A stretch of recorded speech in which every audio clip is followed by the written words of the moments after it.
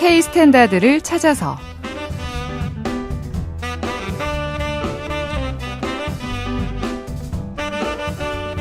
우리 가요도 재즈 스탠다드가 될 수 있을까요?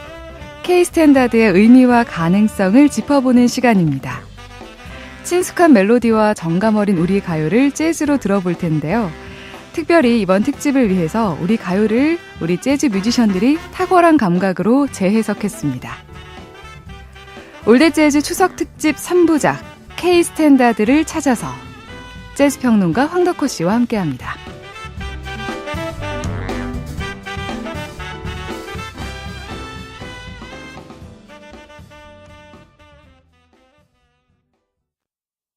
Ding dong dung dung dung dung Ding dong dung dung dung dung Ding dong dung dung dung dung Ding dong dung dung dung dung Hey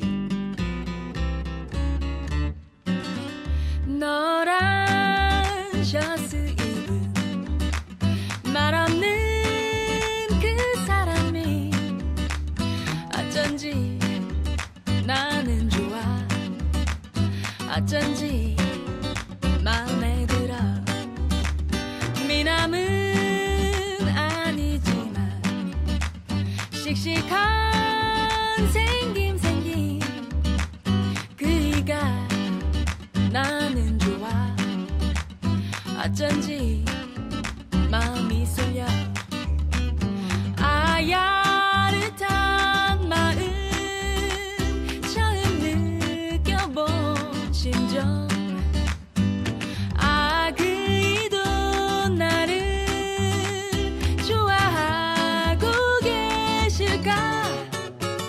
노란 셔츠 입은 말 없는 그 사람이 어쩐지 나는 좋아 어쩐지 마음에 들어 Ding dong Ding dong Ding dong Ding dong 노란 셔츠 입은 놈 어딨어 Ding dong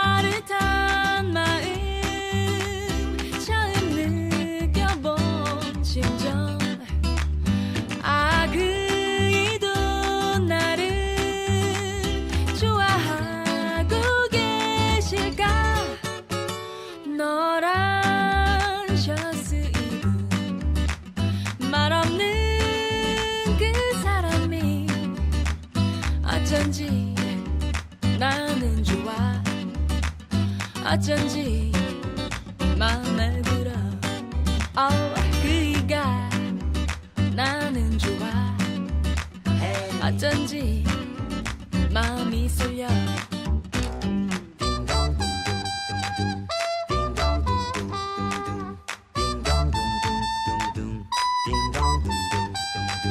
Hey 노란 셔츠 입은 놈 어딨어 추석 특집 두 번째 시간입니다. K 스탠다드를 찾아서 첫 곡으로 들으신 노래는 노란 셔츠의 사나이 윈터플레이가 아주 익살스럽고 경쾌하게 재해석했죠. 원곡은 가수 한명숙 씨가 1961년에 발표한 노래입니다. 오늘 두 번째 시간 역시 재즈평론가 황덕호 씨와 함께합니다. 어서 오세요. 네, 안녕하세요. 네. 네. 지금 방금 들어봤는데 이 곡은 왠지 노란 셔츠의 사나이 하면 안 되고 노란 샤스의 사나이. 그래서 제목이 노란 샤스의 사나이죠. 네. 저는 근데 이 곡 들으면서 늘 재밌는 게 트럼펫 부는 이주환 씨가 보컬로 잠깐 이렇게 좀 목소리를 들려주잖아요. 이분이 좀 한국 발음이 안 좋으시잖아요. 예. 그래서 노란 샤스 입은 사람 어디 있어라고 말하는데 저는 그게 무슨 노란 샤스 입은 사람 왓츠 이럽 이렇게 들리더라고요. 예, 하여튼 참 귀여운 버전이었습니다. 예. 네, 60년대 들어서 이렇게 한명숙 씨처럼 미 8군 무대에서 경험을 쌓은 뮤지션들이 일반 무대에 등장하면서 국내 가요에도 많은 변화가 있었죠. 그렇죠. 그러니까 이제 어제 말씀드린 것과 연결해서 이야기 드리면요. 1955년도에 주한 미 8군 사령부가 용산에 이제 주둔하게 되고 동시에 이제 전국에 그 수많은 이제 미군들을 위한 전용 클럽들이 이제 생기게 되죠. 영내와 그 영 주변으로요. 네. 그런데 이제 1960년대 전반기쯤 와서는 모종의 그런 어떤 변화의 움직임들이 생기게 됩니다.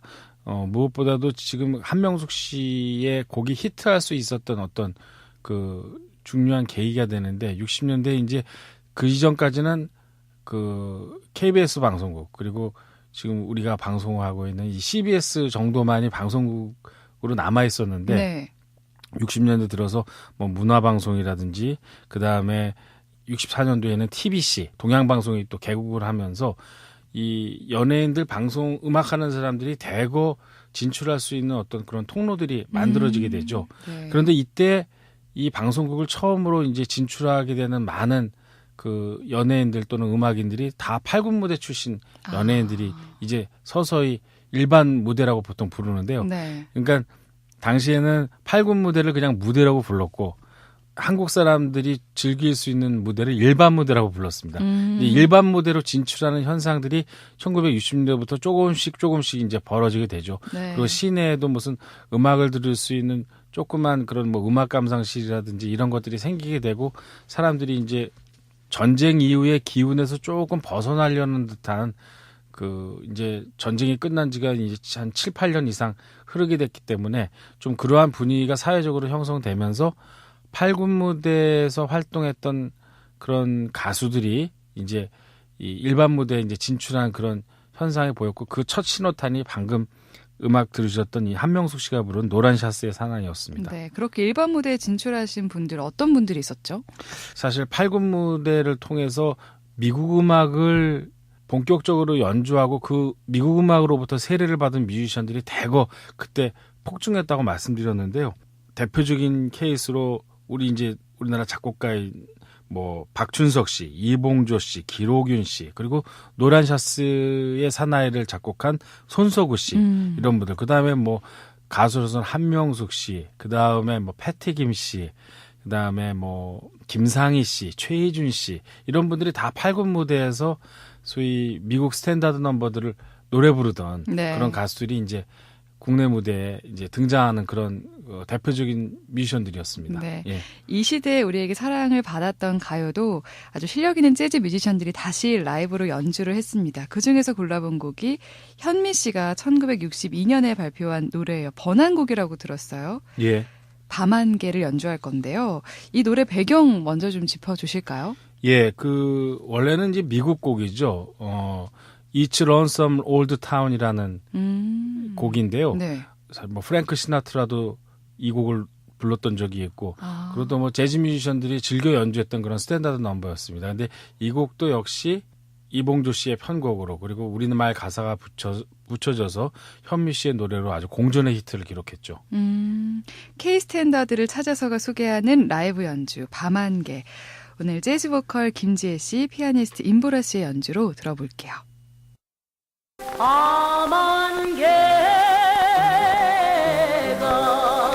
밤안개라는 곡은 우리가 현미님께서 부르신 곡으로 잘 알고 있는 곡입니다. 60년대 배경으로 한 드라마나 영화 같은 데서 그때는 스윙 재즈 밴드가 우리나라에서도 굉장히 많았었던 걸로 알고 있습니다. 그 사운드에서 굉장히 강한 그런 표현들이 많았던 걸로 기억을 해요. 밤안개라는 이미지가 저는 강했습니다. 안개가 뿌옇잖아요, 그죠?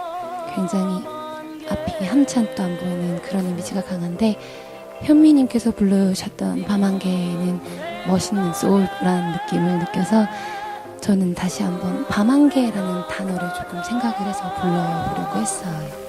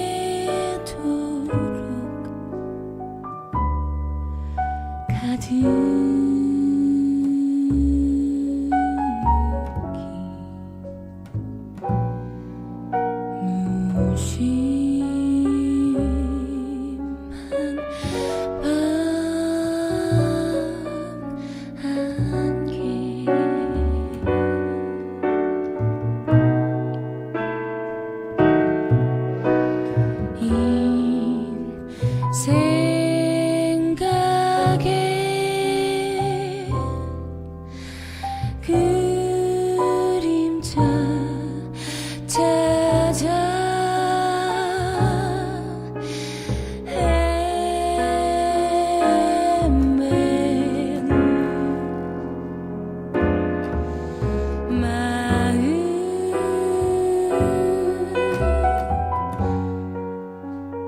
밤이 새도록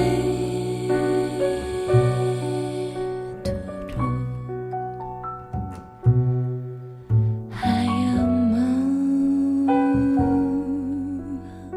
맘같이 나는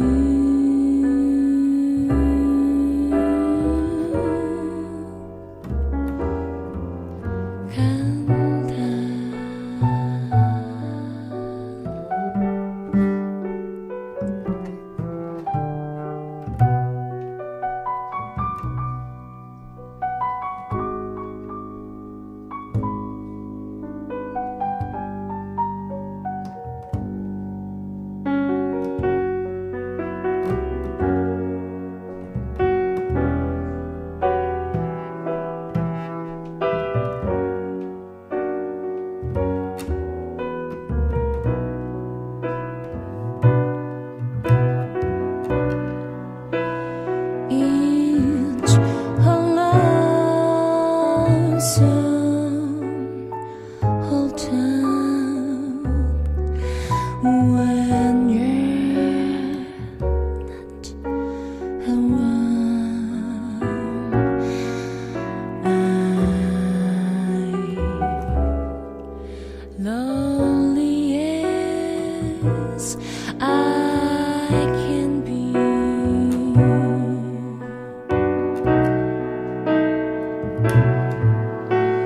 I never knew how much I miss you, but now I can plainly see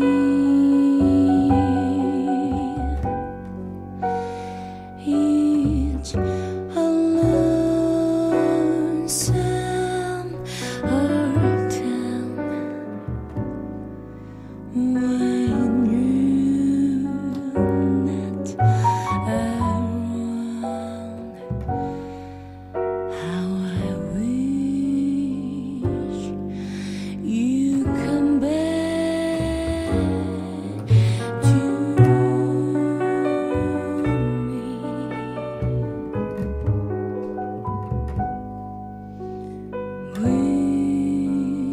Wish you come back to me.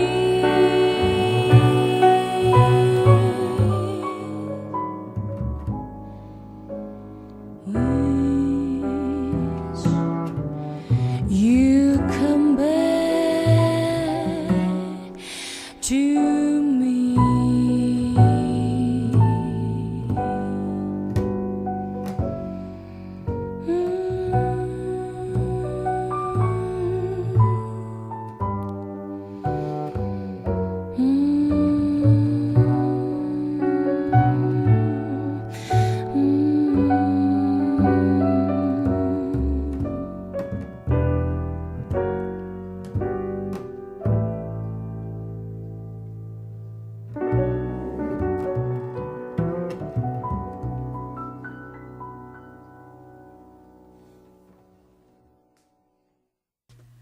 재즈 보컬 김지혜, 피아니스트 임보라, 베이스 임경진 씨가 연주했습니다. 밤안개 들으셨어요. 현미 씨가 부른 밤안개랑 확실히 다른 느낌이네요. 그렇죠. 사실 그 현미 씨의 목소리는 지금 그 김지혜 씨가 인터뷰하는 그 인터뷰 내용 그 뒤편에서 이렇게 목소리가 잠시 들렸는데요. 네. 당시 그 현미 씨는 우리나라에서 정말 저런 보컬리스트가 있을까 사람들 굉장히 깜짝 놀라게 했던 아주 그 전통적인 소울 창법의 가수였죠. 우리나라 팬들에게 굉장히 새로웠겠네요. 그리고 당시 미 8군에서도 완전히 아레사 프랭클린 목소리 듣는 것 같다. 이런 평을 들었을 정도로 샤우트 창법을 아주 제대로 구사하는 아주 성량이 풍부한 네. 그런 가수셨습니다. 그래서 이봉조 씨도 아마 그런 점을 굉장히 높이 샀던 것 같고요. 그래서 자기 밴드의 전속 가수로서 또 계속 기용하고 했었죠. 그래서 사실 지금 김지혜 씨 노래 들어보면 상당히 또 뭐랄까 지금 감각에 맞고 전혀 뜻밖의 어떤 발라드 스타일로 음악이 만들어지지 않았나 그런 생각이 듭니다. 네. 예. 당시 밤안개가 소개됐을 때도 원곡의 번안곡이라고는 하지만 굉장히 또 새로운 느낌이었군요. 그렇죠. 그러니까 그때 뭐 자꾸만 반복해서 말씀드리지만 뭐 1960년대도 그렇고 70년대 전반까지만 하더라도 뭐 이러한 음악들도 물론 있었지만 늘 좀 뭐라 그럴까요? 새로운 스타일의 대한음악이었고 한국 그 대중음악의 주류는 당연히 트로트였습니다. 그래서 대부분의 그 대중들이 많이 듣는 음악은 트로트 음악이었는데 중간중간에 이런 미국풍의 이런 음악들이 나와서 새로운 세대 그리고 새로운 감수성의 어떤 노래로 대중들에게 접근을 했던 거죠. 네. 예. 이 시대에 그럼 나온 곡들 중에서도 재즈로 충분히 연주할 수 있는 가능성이 있는 곡들이 있겠네요. 당연히 이제 8군 무대에서 활동하던 소위 밴드 마스터들에 의해서 이러한 코리안 스탠다드 팝 넘버들이라는 것들이 만들어졌기 때문에요. 네. 아까 뭐 소개해드렸던 뭐 박춘석 씨, 이봉조 씨, 기록윤 씨, 손석우 씨 뭐 이런 분들에 의해서 만들어진 곡들인데요.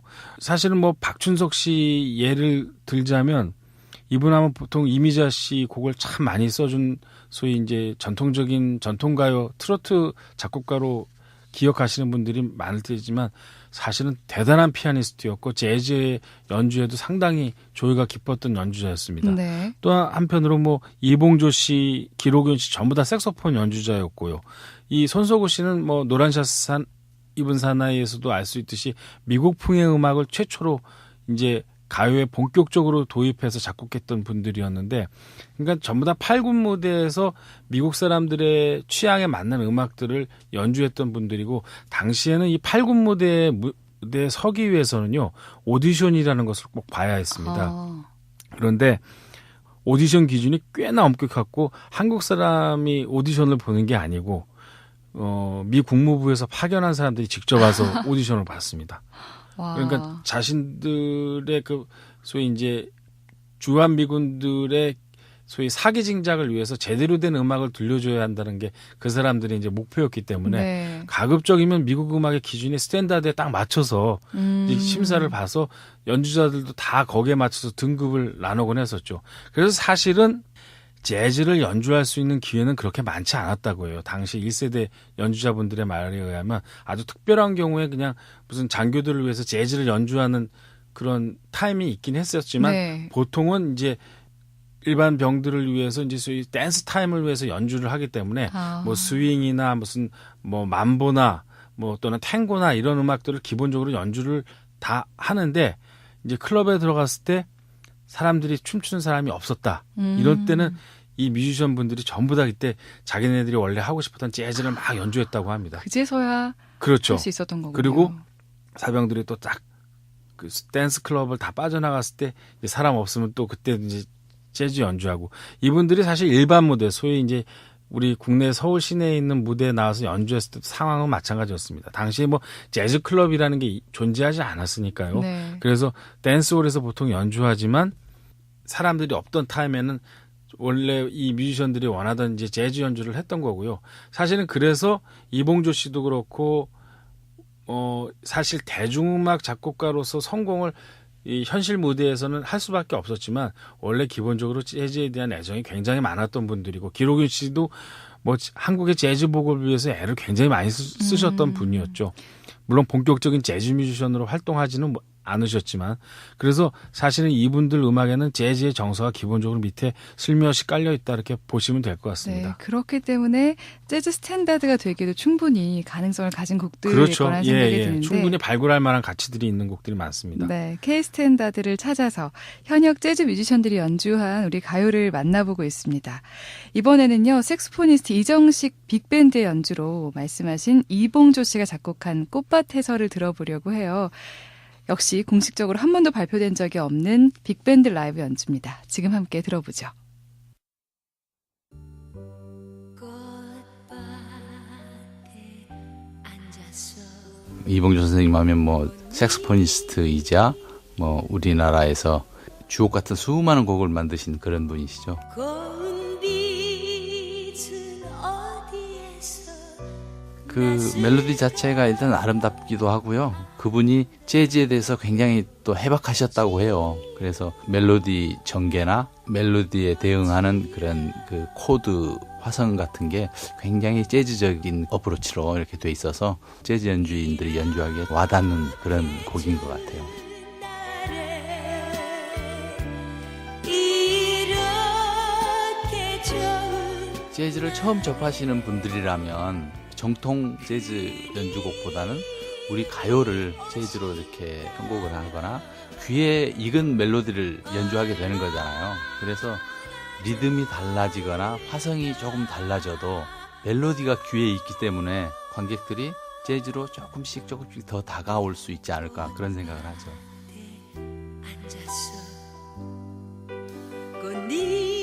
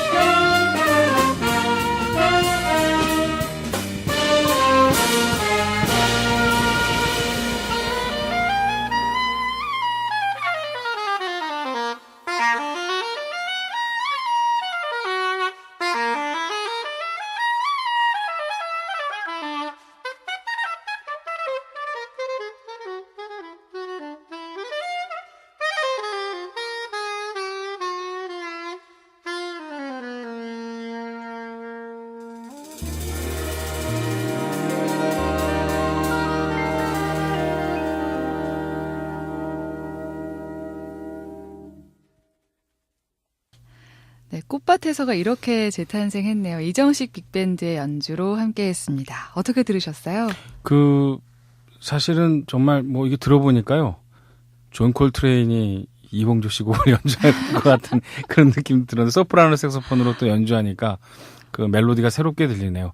사실 저는 고 이봉조 선생님 그 모습이나 그 연주하는 것을 어렸을 때 TV에서 많이 봤는데요. 지금은 이제 없어진 TBC 방송국에 그때 쇼쇼쇼라는 버라이어티 쇼가 있었습니다. 네. 그게 아마 그 주말에 했던 거로 기억나는데 그런 쇼 프로가 없었는데 유일하게 막 그때 뭐 가수들 나오고 뭐 코미디언 나오고 그런 버라이어티 쇼였던 것 같아요. 근데 그때 이봉조 TBC 악단이 거기서 뒤에서 연주를 했는데 제가 본 최초의 빅밴드 모습이었죠. 그러니까 완전 빅밴드 포맷으로 이렇게 앉아 있었고 그 쇼를 시작할 때 그레 밀러의 인더무드를 시작하면서 그 프로그램이 시작됐어요. 그러니까 그런 것들을 통해서 처음으로 저는 재즈를 들었다고 해도 과언이 아니죠. 그리고 그 뭐 나중에 안 사실입니다만 우리 원로 재즈 뮤지션 분들이신 예를 들어서 뭐 트럼펫 부는 강대관 선생님 또 피아니스트 신관원 선생님 이런 분들이 전부 다 이봉조 악단에서 당시 연주하던 그러니까 굉장히 이봉조 악단은 재즈하고 밀접한 관련을 맺고 있던 그런 방송악단이었습니다. 네. 예.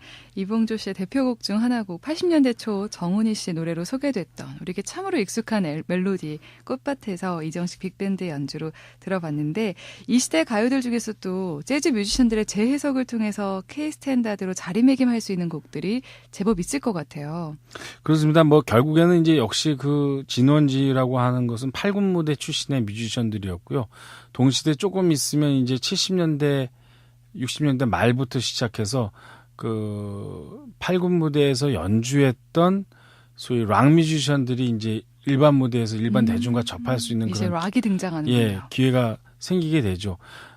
특별히 이제 그 이유를 말씀드리면 63년부터 이제 그 베트남전이 굉장히 그 장기화되고 가열화되면서 미군 병력들이 그쪽으로 많이 이동하게 되는데 63년도부터 미 8군의 많은 병력들이 서서히 이제 베트남 쪽으로 옮겨가게 됩니다. 동시에 그 말은 8군 무대 중심으로 활동했던 많은 뮤지션들이 이제는 일반 무대로 진출할 수밖에 없는 그런 상황에 놓이게 되었고요.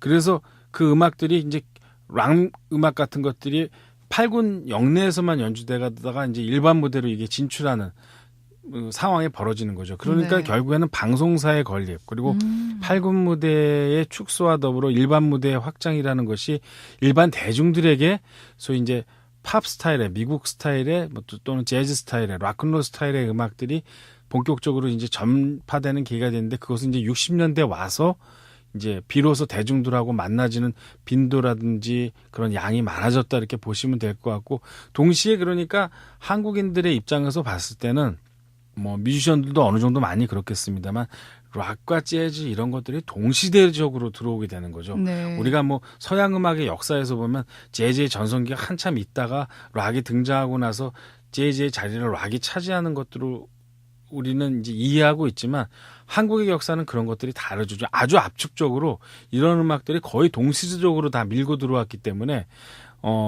자연스럽게 음악 속에서도 그런 것들이 섞이게 되고 또 우리가 락 기타리스트로 알고 있는 신중현 씨 같은 분들도 역시 사실은 8군 무대에서 재즈도 한편에서 연주해야 됐던 그런 필요성들이 한 뮤지션들에게 다 그 소위 이제 중첩적으로 다 그런 기능들이 쌓여 있었던 거죠. 그러니까 신중현 씨의 음악 속에서도 우리가 재즈 스탠다드 넘버를 찾을 수 있는 가능성들이 상당히 많다. 이렇게 이해하시면 될 것 같습니다. 네, 신중현 씨 음악 같은 경우는 젊은 뮤지션들에게도 굉장히 많은 영향을 미쳤던 것 같아요. 사실은 뭐 한국 락의 어떤 뭐라 그럴까요?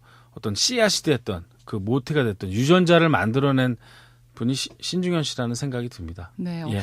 특별히 사랑을 받았던 곡들 어떤 곡들이 있죠? 뭐 너무 많죠. 뭐 미인이라는 곡 있었고요. 또 뭐 아름다운 강산도 역시 신중현 씨의 대표곡이기도 하고 또 그 가수 장현 씨를 통해서 그 발표되었던 그런 곡들이 많은데 우리가 신중현 씨 하면 뭐 훌륭한 기타리스트로 기억하지만 아주 천부적인 멜로디 메이커였습니다. 그러니까 그 유명한 곡들도 다 만들어내고 또 장현 씨뿐만 아니라 펄 시스터즈, 김추자 씨를 통해서 아주 명곡들을 다 만들어냈기 때문에 그런 곡들은 오늘날 21세기의 재즈 입장에서 보면 충분히 재즈 스탠다드 넘버로 재해석할 수 있는 여지가 상당히 많은 곡들이라 보입니다. 네, 신중현 씨의 대표곡을 또 우리 재즈 아티스트가 연주를 했는데요. 재즈 탱고 그룹이죠. 라벤타나의 연주로 이 곡 들어봅니다. 미련. 예, 안녕하세요. 라벤타나의 아코디언 연주하고 있는 정태호입니다. 저희가 신중현 선생님의 미련이라는 곡 준비했습니다. 이번 기회를 통해서 사실 블루스라는 장르를 연주를 해보고 싶어서 신중현 선생님의 곡에 굉장히 블루스적인 느낌이 많이 있고 굉장히 쓸쓸하고 고독한 그런 느낌을 받았습니다.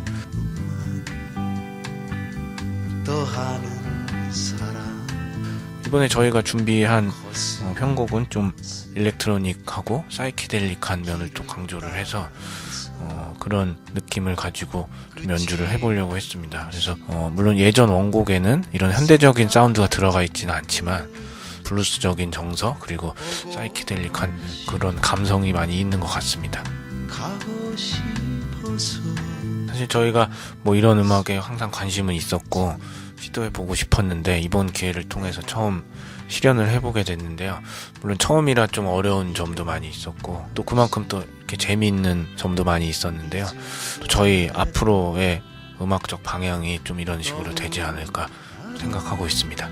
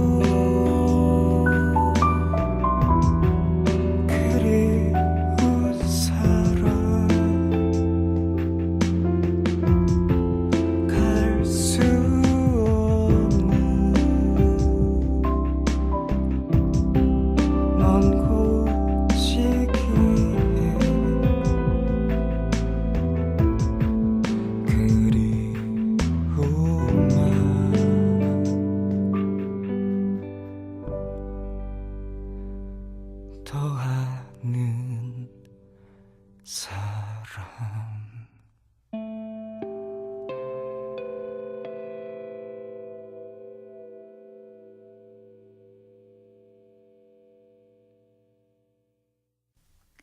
신중현 씨의 대표곡 중 하나죠. 1971년 이마영 씨의 노래로 처음 발표됐고 이듬해 가수 장현 씨의 버전으로 알려진 미련. 라벤타나의 연주로 들어봤어요. 정말 새롭죠. 그 리듬 파트를 이제 소위 이제 미디로 리듬을 만들어놨는데 그 위에서 반도네온이 쫙 울리는데 저는 이런 앙상블 처음 들어봤거든요. 반도네온하고 뒤에 미디 리듬 섹션하고요. 굉장히 묘한 느낌이 나네요. 네. 예. 이렇게 우리 가요를 재즈로 재해석하면 또 새로운 느낌이 나고 처음 듣는 분들도 이 곡 참 괜찮다 하고 들으실 테고. 그 점이 되게 중요한 것 같아요. 네. 그러니까 원래 원곡을 지금 세대가 많은 세월이 지났으니까 사실 뭐 장현 씨 노래를 못 들어보시는 분들도 많으실 거 아니에요. 근데 그냥 들어도 이 곡 좋은데 이렇게 되면 장현 씨 노래도 찾아 듣게 되고 재즈 음악에 대해서도 관심도 갖게 되고 그게 진짜로 좀 지금 재즈 스탠다드 넘버가 또 풀어야 할 숙제죠. 그러니까 네. 처음 이 곡을 들어도 괜찮다는 느낌이 날 수 있는 음악을 만들어내야 하니까 사실 좀 뮤지션 분들의 어떻게 보면 숙제가 참 막중하다고 할 수 있겠네요. 네. 예. 또 신중현 씨 음악을 좋아하시는 분들은 당연히 이렇게 새롭게 태어났어 하면서 관심 있게 당연히 들으실 그러시겠죠. 거고요. 예. 60년대를 거쳐서 이제 70년대 우리 가요로 넘어가 봅니다. 70년대 하면 제일 먼저 떠오르는 건 청바지, 통기타 그런 거잖아요. 생맥주. 네, 예. 생맥주. 포크 음악이 한창 청년 사랑을 문화가 받았죠. 시작됐던 네. 시점이었죠. 그 당시의 곡들도 재즈로 연주할 수 있지 않을까요? 사실은 뭐 말로 씨도 한대수 씨의 노래 불렀고 또 나연선 씨의 경우에는 김민기 씨 노래도 부르곤 했었기 때문에 네. 그렇게 크게 낯설지는 않으리라 생각이 드는데 그 밖에도 당시에 뛰어난 싱어송라이터들이 많았기 때문에 새롭게 시도할 수 있는 그런 여지가 여전히 많이 남아있다고 생각이 듭니다. 네. 예. 그럼 여기서 70년대 국내 포크씬에서 활약했던 대표적인 싱어송라이터의 노래를 재즈 연주로 들어보겠습니다. 김정호 씨의 대표곡이죠. 하얀 나비를 버건디가 연주했거든요. 들어보시죠.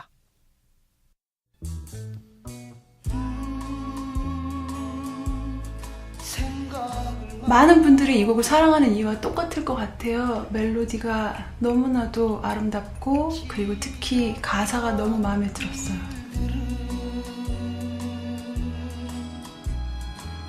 너무나도 많이 알려진 곡이라서 사실 그 원곡이 갖고 있는 느낌 또 김정호 씨 목소리의 그 느낌은 그대로 살리되 재즈적인 해석이 얼만큼 들어갈 수 있는가를 저희가 사실 굉장히 여러 가지 시도를 해봤고요.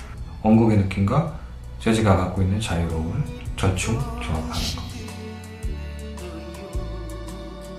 것. 좀 자제를 하지 않고 그냥 그대로 다 담아내려고 노력을 했고요. 네, 한국적인 그런 느낌을 그대로 담아내려고 노력을 했습니다. 하얀 나비가 가장 루시아나의 목소리와 잘 맞기도 하고 김정호 씨의 목소리와도 좀 어떻게 보면 비슷하기도 하고 제가 좀 뽕필이 있어요. 톤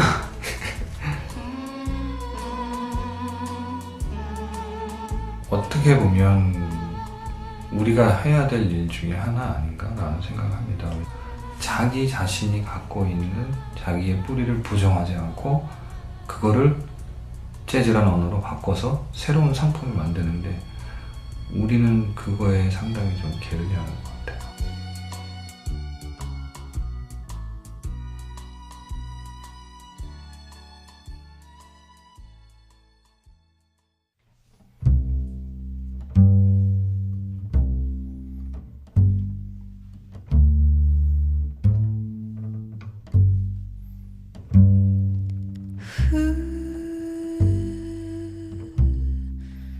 생각을 말아요.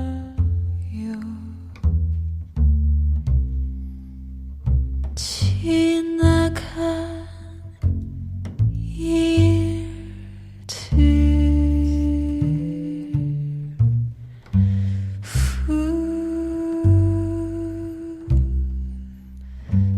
그리워 말아요.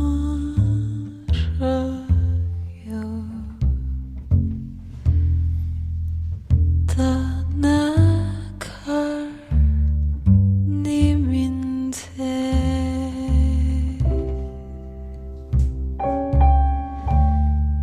꽃잎은 시들어도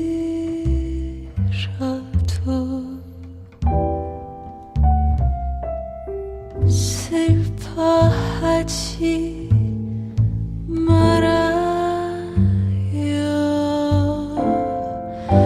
때가 되면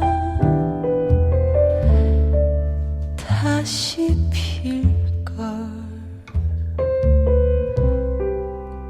서러워 말아요.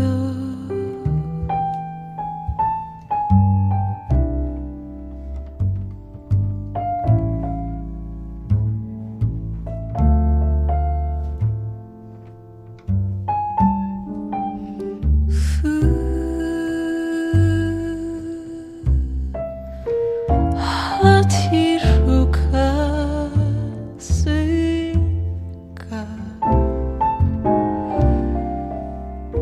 길 잃은 나그네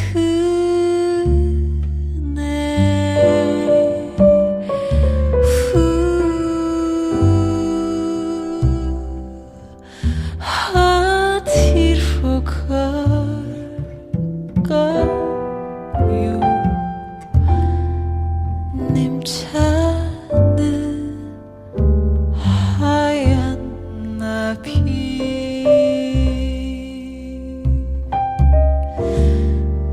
꽃잎은 시들어도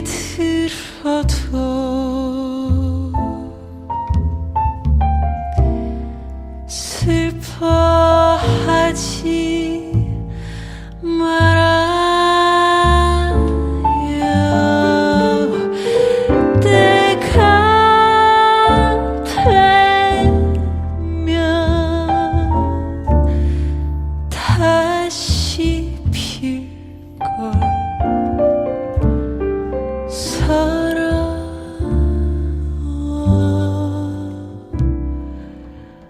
말아요.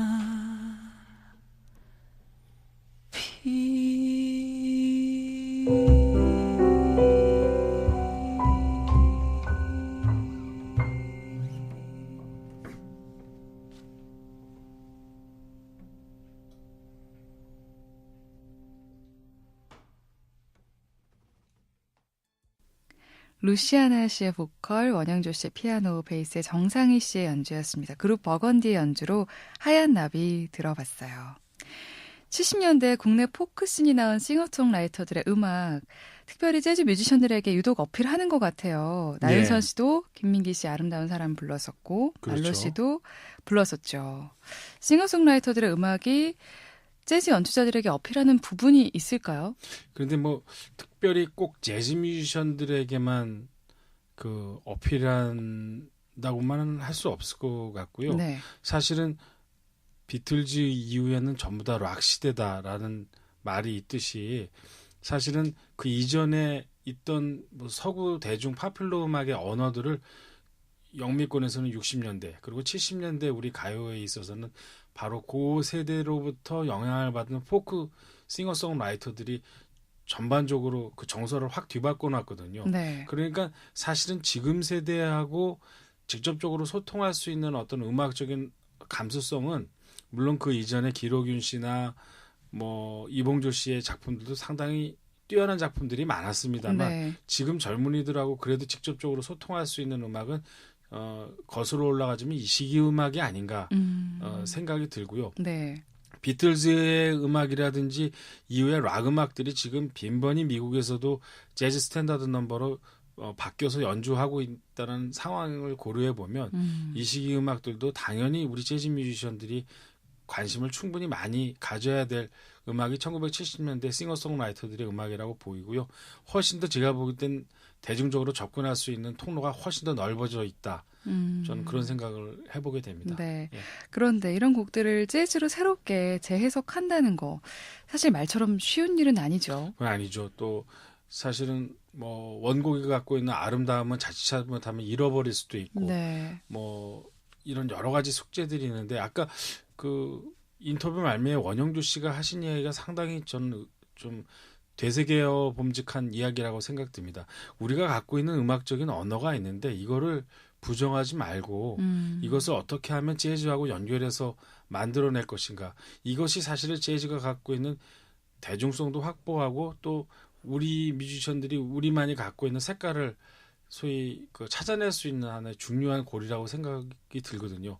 어떻게 보면 우리의 음악적인 자산도 지켜야 되고 또 한편으로 재즈가 갖고 있는 언어도 제대로 소화해내야 되는 두 가지 숙제가 우리 뮤지션들한테는 있는 것 같아요. 그런데 네. 그거는 미국 뮤지션이 아니라면 전 세계 어느 뮤지션에게나 재즈 뮤지션이라면 안고 있는 문제라는 생각이 듭니다. 네. 그러니까 우리도 사실 그 문제를 보다 좀 외면하지 말고 직접 대하면서 그 문제를 계속 고민하면서 풀어나가야 될 필요가 있지 않나 생각이 듭니다. 네, 우리 좋은 가요들이 정말 멋진 재즈 스탠다드로 자리 잡을 수 있었으면 좋겠습니다. 이 이야기 다음 시간 재즈 스탠다드를 찾아서 3부에서 계속 이어가도록 하고요. 우리가 사랑하는 싱어송라이터죠. 조동진 씨의 나뭇잎 사이로 기타리스트 박윤우 트리오 연주로 들으면서 오늘 황덕호 씨랑 인사할게요. 고맙습니다. 감사합니다.